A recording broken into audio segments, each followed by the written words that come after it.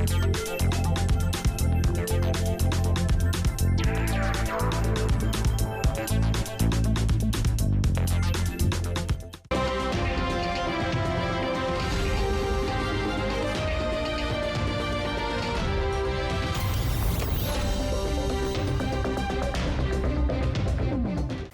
кеш, НТР каналында яңалыклар тапшыруы. Студияда Альбина Вәлиева. Бүгінгі шығарылышның төп темалары.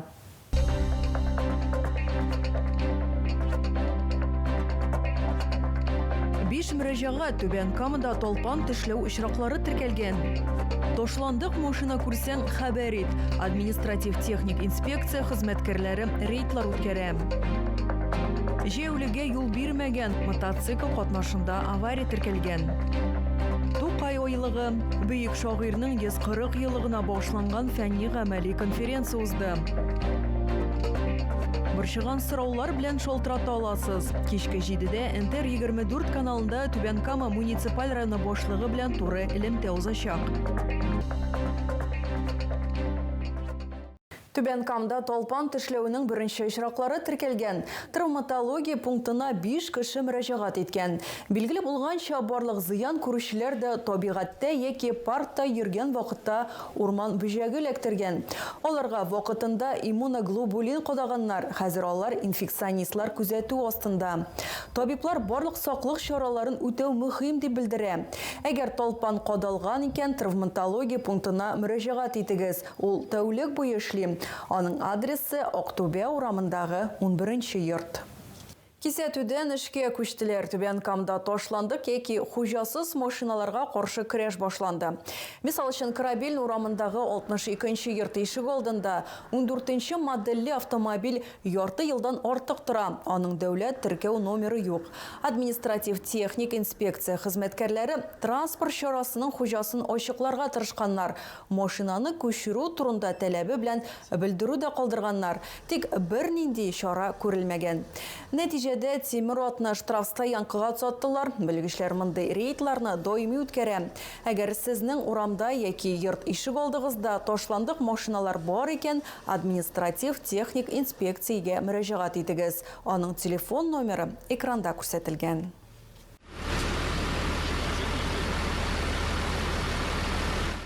Түбән Камада мотоцикл катнашында авария булган. Беренчел мәгълүматлар буенча, Химиклар проспекты ягыннан Южный урамы юнәлешендә хәрәкәт иткән шофер җәүләр хишүеннән юл аша чыгып барган 1973 елгы ир-атны бәрдергән. Зыян күрүче төрле дәрәҗәдәге имгәнүләр белән кабул итү диагностика бүлегенә озатылган. Дәүләт автоинспекциясе искәртә, җәүләр хишүенә якынлашканда йөртүче тизлекне киметергә тиеш. Җәүләргә киемнәр яктылык кайтаручы элементлар куллану мөһим. Алар кичке вакытта һәм күрү мөмкинлеге начар булганда яхшырак күренергә ярдәм итә. Түбән Камада безнең ишек алды программасы буенча эшләр башланды. Быел шәһәрдә 47 Камаланы бистәсендә һәм авыл җирлекләрендә 4 йорт яны территориясе яңартылачак. Хәзерге вакытта Корабельный урамындагы 30-нчы йорт ишек алдында ремонтның беренче этабы бара. 13 апрельдән подряд оешмалары зур күләмле төзелеш-монтаж эшләренә керешәчәк. Иске тротуарларны, сафтан чыккан уен һәм спорт мәйданчыкларын һәм башка элементларны сүтәчәкләр. Сезнең дә сөйләр яңалыкларыгыз, уртаклашыр хәбәрләрегез булса, шалтыратыгыз, языгыз килегез. Безнең чыгарылышларны НТРның рәсми сайтында һәм ВКонтакте шелтәрендәге Татар Лайф аккаунтында карый аласыз. Шулай ук Макс төркеменә рәхим итегез.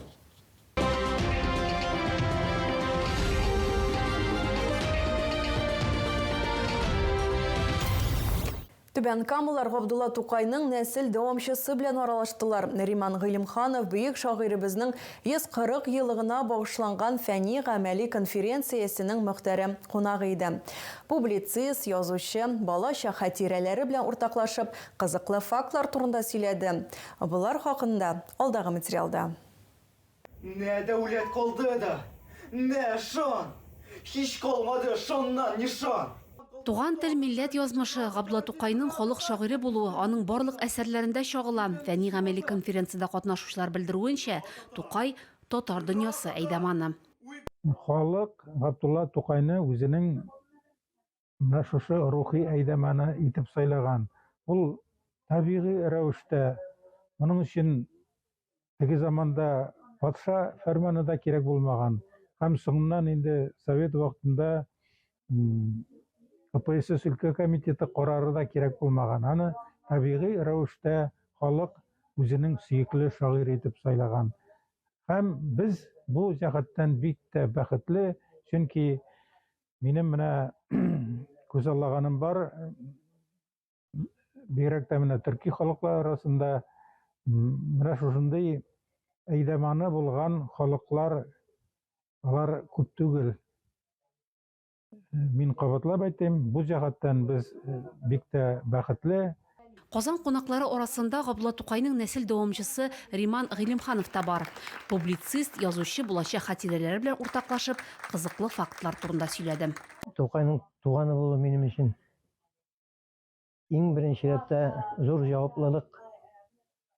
Аның Тукай 20 яшендә язган шигырьләрен белсә инде, мин татар улы татармын дигән, кайсы шулай дип язган кайсы шагыйрь бар татарда 20 яшендә, 19 яшендә.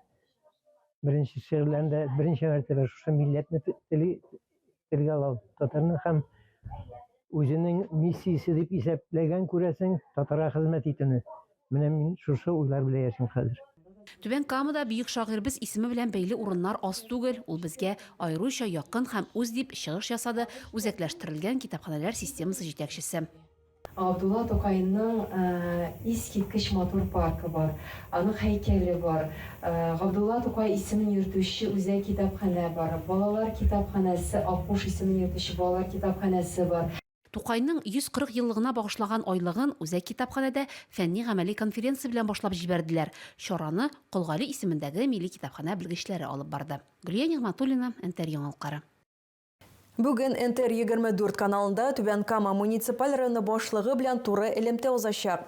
Радмир Биләев йорт ишегалларын һәм җәмәгать киңлекләрен төзекләндерү, юлларны һәм тротуарларны ремонтлау шәһәрдә узачак чаралар, иминлек һәм экологик мәсьәләләр киләчәккә планнар турында сөйләячәк. Сорауларыгызны һәм теләк тәкъдимнәрегезне программа вакытында юллый аласыз. Эфирне НТР 24 каналында, безнең Telegram каналда һәм ВКонтакте төркемендә Тапшыру кешке сәгать 7-дә башлана.